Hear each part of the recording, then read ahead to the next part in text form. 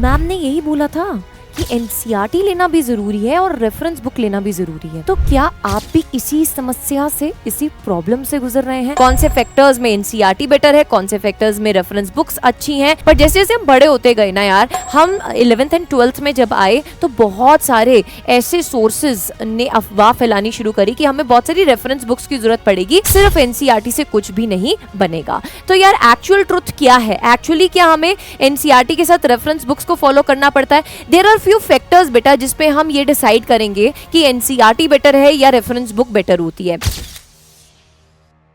Ma'am ने यही बोला था कि एनसीईआरटी लेना भी जरूरी है और रेफरेंस बुक लेना भी जरूरी है। तो क्या आप भी इसी समस्या से, इसी प्रॉब्लम से गुजर रहे हैं? आपको पता नहीं चल रहा है कि एनसीईआरटी बुक के साथ साथ कौन सी रेफरेंस बुक खरीदनी है? कितनी नंबर ऑफ बुक्स आपको हेल्प कर सकती हैं आपके बोर्ड्स प्लस नीट एग्जाम में टॉप करवाने के लिए? तो ये एक वीडियो आपके लिए इन सब प्रॉब्लम्स का हल होने वाला है। So I welcome you all on NCERT NEET Adda 24/7 and इस पर्टिकुलर वीडियो में मैं आपको बताने वाली हूँ एनसीईआरटी बुक्स को कंपेयर करने वाली हूँ विद फ्यू रेफरेंस बुक्स। कौन से फैक्टर्स में एनसीईआरटी बेटर है, कौन से फैक्टर्स में रेफरेंस बुक्स अच्छी हैं, क्या आपको फॉलो करना है, कौन सा स्टडी मटेरियल आपको फॉलो करना है अगर आप एक अच्छा स्कोर करना चाहते हो। Myself Arshpreet Kaur and I welcome you all on this channel. So ये समस्या जब हम छोटी क्लासेस में होते थे ना, सेकेंड, थर्ड, फोर्थ, फिफ्थ, ये प्रॉब्लम होती नहीं थी। वन सेट ऑफ बुक्स होती थी जो हमें पूरा साल फॉलो करनी होती थी। हमें स्कूल की तरफ से रिकमेंडेशन कर दी जाती थी कि ये पब्लिकेशन की बुक्स लेनी है और इस शॉप से आपको मिल जाएंगी। हमारे पेरेंट्स जाते थे और वो सेट ऑफ बुक्स ले आते थे और जिसको हम पूरा साल फॉलो करते थे और हमारे बहुत अच्छे नंबर आ जाते थे। पर जैसे जैसे हम बड़े होते गए ना यार, हम 11th एंड 12th में जब आए तो बहुत सारे ऐसे सोर्सेज ने अफवाह फैलानी शुरू करी कि हमें बहुत सारी रेफरेंस बुक्स की जरूरत पड़ेगी, सिर्फ एनसीईआरटी से कुछ भी नहीं बनेगा। तो यार एक्चुअल ट्रुथ क्या है? एक्चुअली क्या हमें एनसीईआरटी के साथ रेफरेंस बुक्स को फॉलो करना पड़ता है? देयर आर फ्यू फैक्टर्स बेटा जिसपे हम ये डिसाइड करेंगे कि एनसीईआरटी बेटर है या रेफरेंस बुक बेटर होती है। तो अगर पहला फैक्टर मैं बात करूं, लैंग्वेज। देखो, जब आप कोई भी कॉन्सेप्ट पहली बार पढ़ते हो ना, तो आपको उसको पढ़ने में फर्स्ट टाइम पर समझ आना है ना, उस कॉन्सेप्ट को एक बहुत बड़ा चैलेंज होता है। तो लैंग्वेज ऑफ किसी भी टॉपिक की अगर हम बात करें वो बहुत मैटर करता है। तो यार अगर हम एनसीईआरटी में बोले ना, तो एक बहुत बड़ा सा चैप्टर 10 से 15 पेजेस में खत्म किया हुआ है। तो बहुत बड़े बड़े कॉन्सेप्ट्स को बहुत प्रिसाइज वे में कवर किया हुआ है, मतलब बहुत डिटेल में नहीं गए हैं। तो उनकी लैंग्वेज अगर तुम पढ़ोगे ना, तुमको समझ में नहीं आएगी। कुछ कुछ ऐसे स्पेसिफिक टॉपिक्स हैं जो बहुत डिफिकल्ट हैं, बट अगर आप एनसीईआरटी में पढ़ोगे तो आपको एक पैराग्राफ में वो टॉपिक खत्म किया होता है। तो एनसीईआरटी में आपकी डिफिकल्टी लेवल यानी कि लैंग्वेज जो रहती है वो मुश्किल रहती है। और अगर आप किसी रेफरेंस बुक की बात करते हो तो रेफरेंस बुक में एक ही टॉपिक को बहुत डिटेल में पढ़ाया जाता है और बहुत ब्रेक डाउन करके ईजी लैंग्वेज में लिखा जाता है। तो रेफरेंस बुक को अगर आप फॉलो करते हो तो आपको लैंग्वेज में इश्यू नहीं आएगा। Language of understanding any concept is very easy in the reference book as comparative to NCERT, अगर मैं फिजिक्स की बात कर रही हूं। Second factor is topic wise teaching, यानी कि अगर हम एनसीईआरटी की बात करते हैं ना, उसमें बेटा ऐसा सच कुछ अलग से टॉपिक वाइज आपको नहीं पढ़ाया जाता है। हाँ, देयर आर फ्यू टॉपिक्स जिनके आगे कुछ सब टॉपिक्स भी हैं जो अंडरस्टैंड एक फ्लो में करना बहुत इंपॉर्टेंट है और वो रेफरेंस बुक में बहुत बढ़िया तरीके से दिया होता है। तो एनसीईआरटी को आप वन गो में जब पहली बार पढ़ेंगे, ऐसा नहीं सोचिए कि आपको वन गो में सब समझ आ जाएगा। नहीं बेटा जी, वन गो में कभी भी चीजें समझ में नहीं आती हैं, आपको उस पर मेहनत करनी पड़ेगी। And what is the proper process, क्या फॉलो करना है वो भी बताऊंगी, तो एंड तक बने रहना। If you are new to this channel, don't forget to subscribe and press the bell icon to.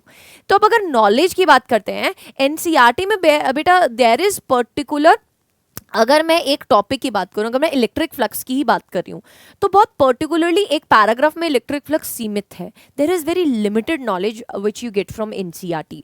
But जब आप रेफरेंस बुक में जाते हैं ना, तो रेफरेंस बुक में एक ही टॉपिक का डिटेल्ड है ना वर्जन आपको दिया होता है। साथ ही साथ उसमें कुछ एक्स्ट्रा पॉइंटर्स भी लिखे होते हैं जिनको अगर आप किसी भी एग्जाम में देख लेते हैं ना, तो आपको ऐसा लगता है कि आउट ऑफ सिलेबस पेपर आ गया। नहीं बेटा जी, एनसीईआरटी ना लाइंस के पीछे जो छुपी हुई चीजें हैं उनमें क्लैरिटी से अपने आप को डिस्क्राइब नहीं कर पाती है। वहीं पे रेफरेंस बुक में आपका कोई भी टॉपिक, उसके पीछे की जो लाइन है उसको प्रॉपर तरीके से डिकोड करके आपके लिए क्लैरिटी से वहां पर बेटा जी जो है फुल एक्सप्लेनेशन लिखा होता है। So that is why reference book is equally important. ठीक है, ऐसा नहीं कि एनसीईआरटी को आप निगलेक्ट करें, एनसीईआरटी के भी पॉजिटिव पॉइंटर्स बताऊंगी, बट यस बेटा रेफरेंस बुक के क्या क्या फायदे हैं वो अभी मैं बता रही हूँ इन जनरल।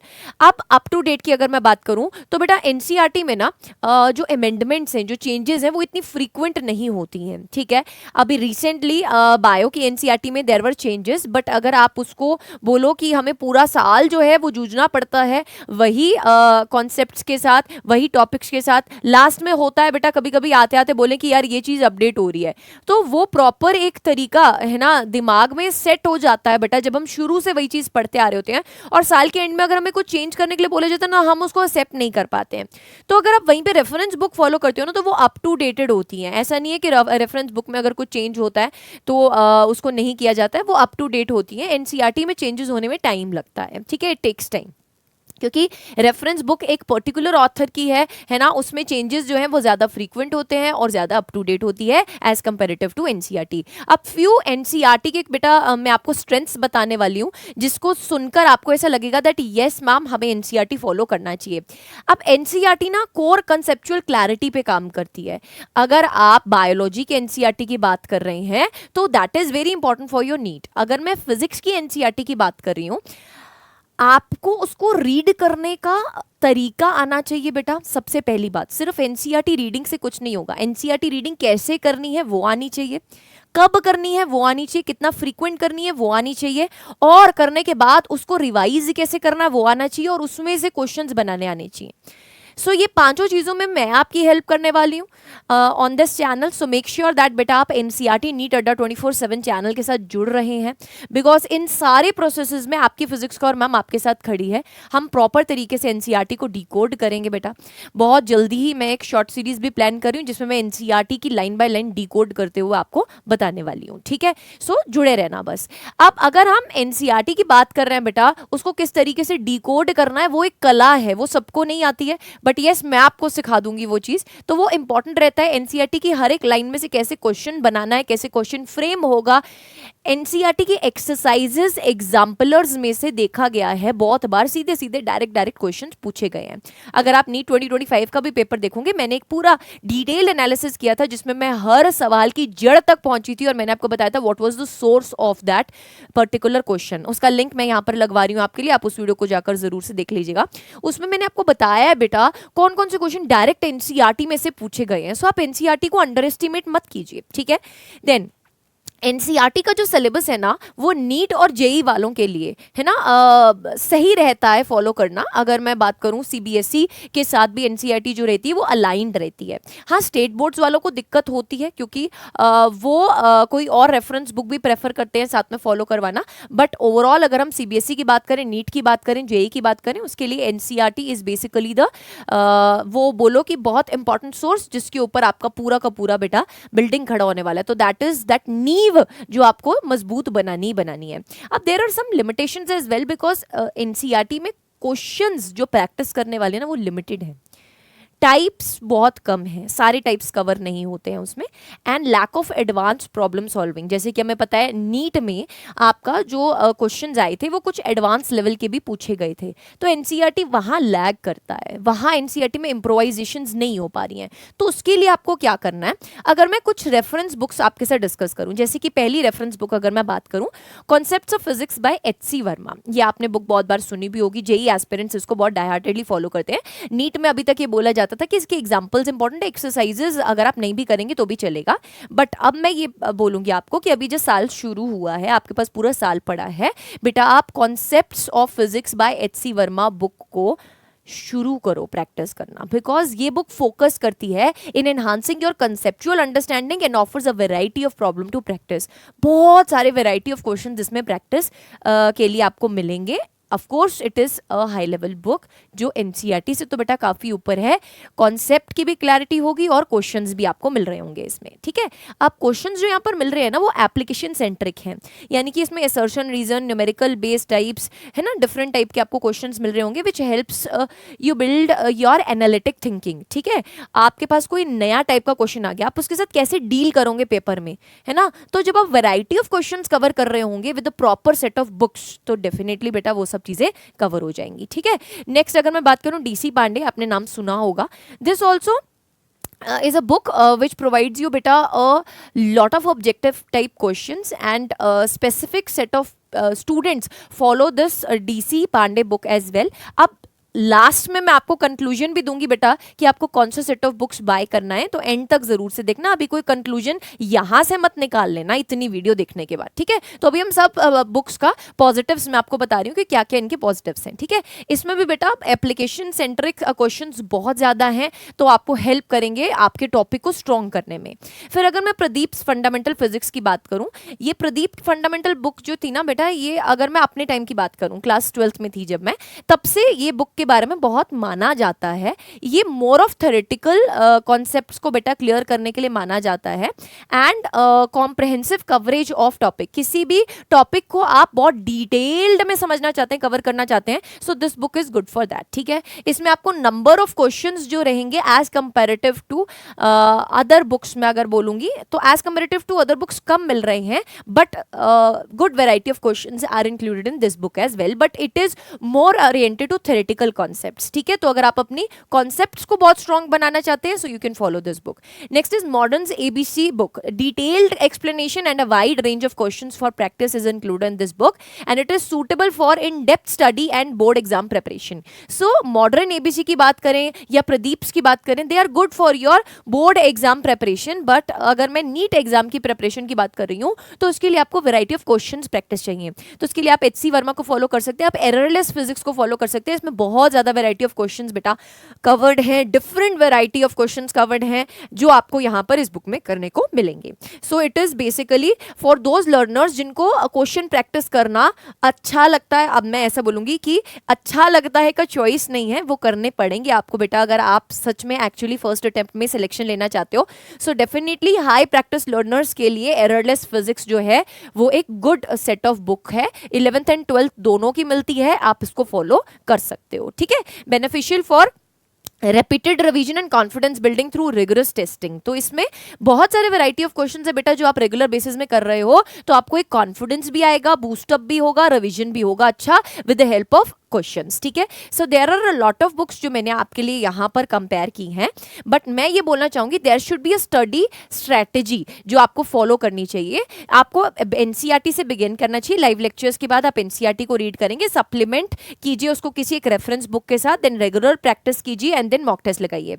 अगर आप ये सब इंडिविजुअल लेवल में नहीं करना चाहते, आप हमारी टीम के साथ मिलकर करना चाहते हैं, आप गुड सेट ऑफ बुक्स को फॉलो करना चाहते हैं जिससे आपको ऐसा है कि आपका बोर्ड्स भी क्लियर हो जाए, आपका नीट भी क्लियर हो जाए, एंड कोई ऐसा बैच जो आप फॉलो करना चाहते हैं जिससे आपका बोर्ड्स प्लस नीट दोनों का प्रिपरेशन हो जाए, सो फॉलो अड्डा 24/7 फॉर योर प्रिपरेशन। बेटा आप अगर अपने महापैक प्रो को अड्डा 24/7 के क्लास 12th के महापैक प्रो को ऑप्ट कर लेते हैं तो इसमें बहुत कुछ कवर हो रहा है। इसमें आपको कोई अलग से बुक लेने की जरूरत नहीं है, आपको कोई टेस्ट सीरीज लेने की जरूरत नहीं है, आपको कोई अलग से क्लासेस लेने की जरूरत नहीं है, सब कुछ बेटा जी इसमें कवर होगा।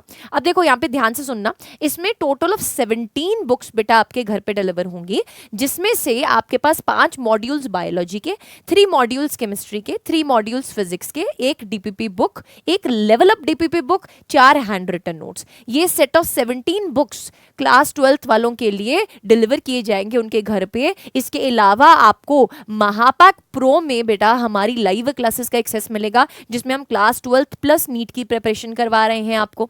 साथ ही साथ बेटा जी आपको बैच टेस्ट का एक्सेस भी मिलेगा, तो ये मॉक टेस्ट वाला थिंग भी कवर हो जाएगा।